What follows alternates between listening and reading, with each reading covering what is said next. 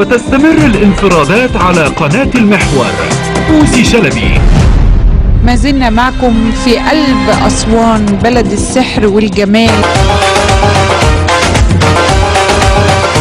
تنقل لكم فعاليات وكواليس وحكايات جولات النجوم في أسوان. برافو يا إلهام، مقدرين جدا جدا المجهود اللي انت عملتيه. والمفاجأة النجمة الكبيرة كارول سماحة. وحشاني الدنيا في بلدي. بقولك منورة أسوان. النيل له طعم خاص هنا، أنا بجد مسحورة. ليلى علوي تساند إلهام شاهين وتحييها على المبادرة. طبعا المرأة هي مش نص المجتمع، هي أساس المجتمع.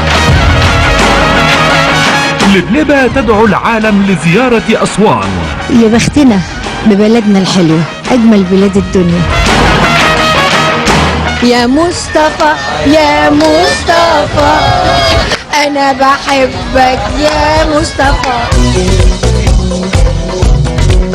إلهام شاهين ترحب بأمير الدنمارك ويوجه رسالة سلام للعالم من أسوان. جولة نجوم مصر في أسوان.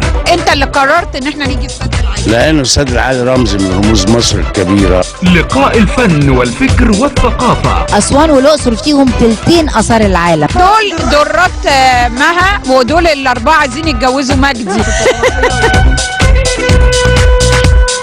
دكتور مجدي يعقوب يستضيف نجوم مصر بمركزه خلال رحلتهم بأسوان، فقط على شاشة المحور، من أجل أن تحيا مصر.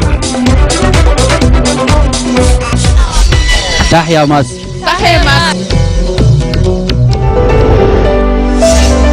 الليلة 6:00 مساء على شاشة المحور.